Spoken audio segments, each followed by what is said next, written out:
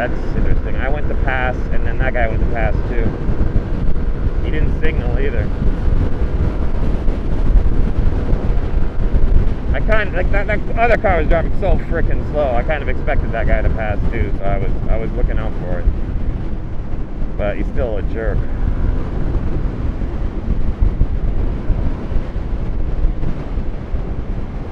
And he's still blocking me in now, because he's, as quick as he thinks he is, he's still slower than me. Oh, off topic. There's a topic I wanted to mention was, like, which... that's a totally different topic, but let's get into it. It's a motorcycle-related topic. Which corner's better, a car or a motorcycle? The actual answer, like the technical answer, is a car. A car can take a corner at a higher rate of speed than a motorcycle, and it's because they have 4 wheels compared to R2, so they can grip better, and they have more traction on a corner than a motorcycle on paper, and with an expert driver. But in reality, whenever you get on a curvy road, the motorcycle is always stuck behind the slow-moving car. And this idiot keeps drifting out, going out of his lane. And so why? See, like, I had to slow down so much just then. I had to brake so much to not run into the back of him. I could have taken that corner at double the speed he took it at. And he's an aggressive driver. So why is it that technically, a car can corner much better than a motorcycle, but in reality they never do? There's a couple of different reasons. One of the main reasons is because it's uncomfortable for the people in the car. When you're if you're in a car as a passenger and the driver is taking corners harsh, like you're getting thrown left and right. You're getting your head smashing into the window. And even as the driver, it's, if you're taking, you have to like really lean into those corners or you're getting thrown about. On a motorcycle, there's none of that.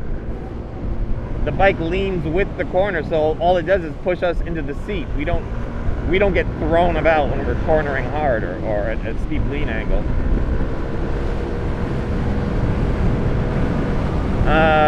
Yeah. So I thought that's interesting.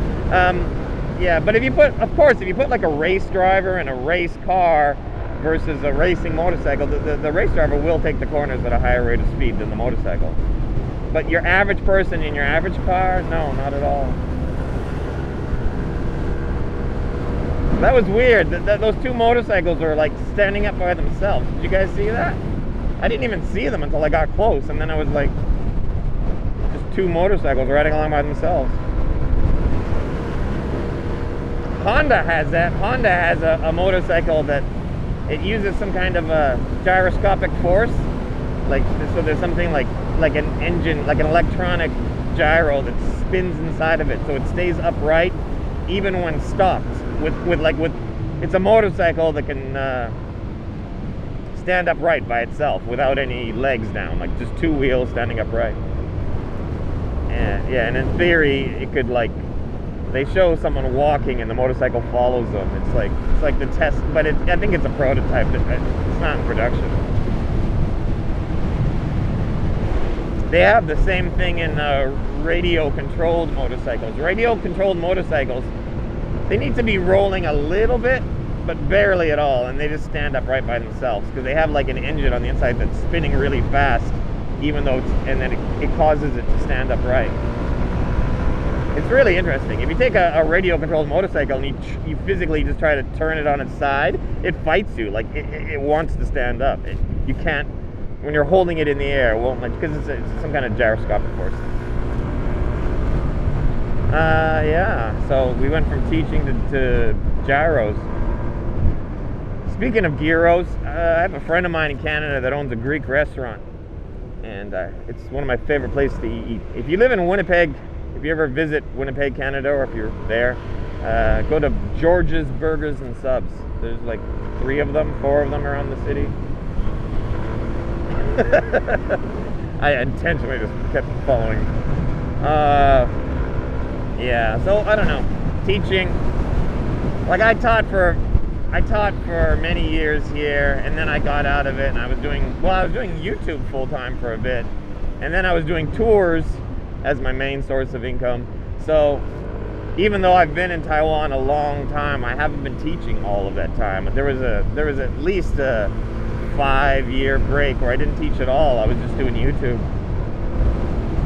And it's crazy because I was making good money at that time, but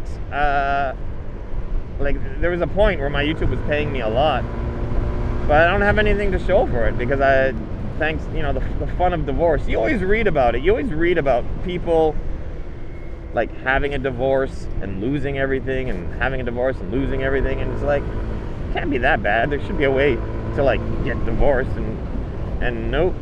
Well, actually, yeah. No, there was a way for me. If I'd known what I know now, I could have done the divorce and still had a lot of money in my bank account. But it was my first time doing it. With my next divorce and my next divorce, I'll be much more prepared.